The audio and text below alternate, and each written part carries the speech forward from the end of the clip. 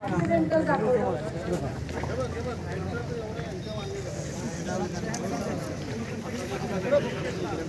इकडे बघून बोला.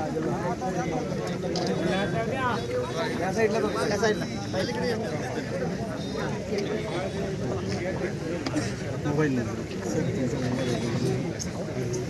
प्रथम मी संपदाताईंना भावनिक श्रद्धांजली वाहते.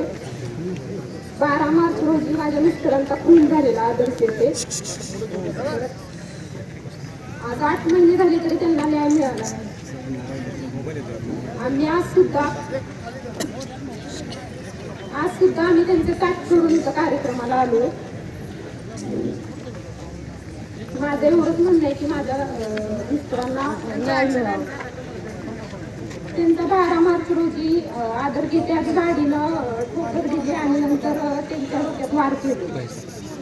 जेव्हा बॉडी इथं फलटणला आली हॉस्पिटलला तेव्हा आम्हाला संध्याकाळपर्यंत कळालंच नव्हतं की आम्हाला घरी कळालं हा ॲक्सिडेंट आहे. नंतर आम्ही फलटणला आल्यावर ती संपदाताई भेटल्या. त्या बोलल्या की हा खून आहे. मग आम्ही म्हटलं आम्हाला कसं काय खोटं समजलं सगळं, हा ॲक्सिडेंट झालाय. तर त्या म्हटल्या मला पण तसं सांगायला लागलं पण हा खून आहे. मग आम्ही आंदोलन करतो बोलल्यावर आम्हाला न्याय भेटत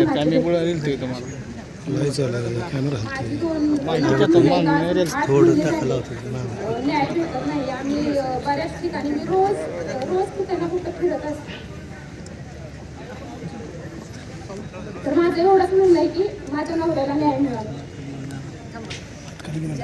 तू भाजपचा सरचिटणीस आहे, त्याचा सक्का भाऊ आहे सुरेश व्यंकट निंबाळकर, त्याचा सक्का भाऊ आहे